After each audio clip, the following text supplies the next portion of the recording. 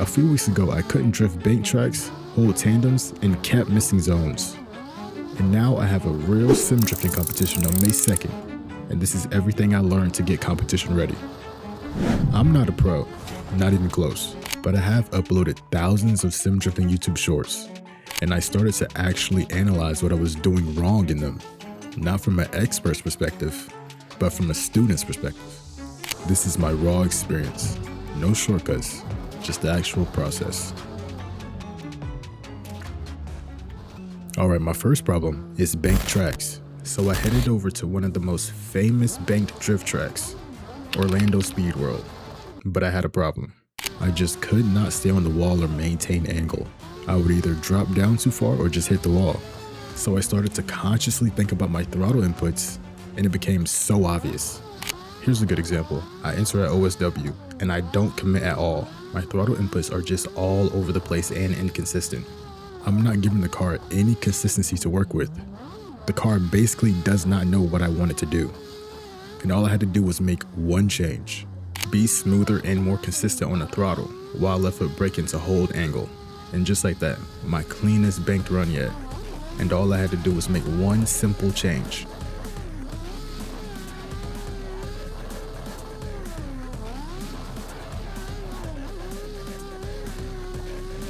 Now that I've made improvements with my lead runs, I figured it was about time to practice my chase runs, which is what competitions are all about, right? So I swapped over to another very famous track, Drift Masters Riga. So I put down my own lead run using a mod called Virtual Steward, which allows you to reset your lead run as many times as you need to practice your chase runs. And while doing this, I realized my problem: tandem transitions. I realized I kept trying to be door to door while transitioning at the same time as the lead car, which sounds right, but it's not. The problem is, I'm reacting. By the time I see the lead car transition, I start mine, and I'm instantly a half second behind. And in any motorsport, a half second might as well be a mile.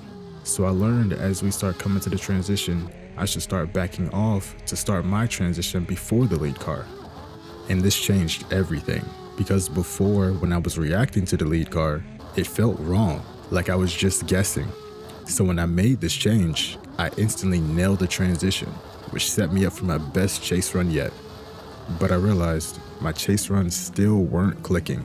So I went to a new track, FD Long Beach. And you might be wondering, what do you mean they still weren't clicking? Let me explain. Even after I fixed my transitions, I still couldn't keep up the consistency. Then I realized I was tunnel visioning on the lead car so hard, trying to copy every single input, and I always ended up a split second late.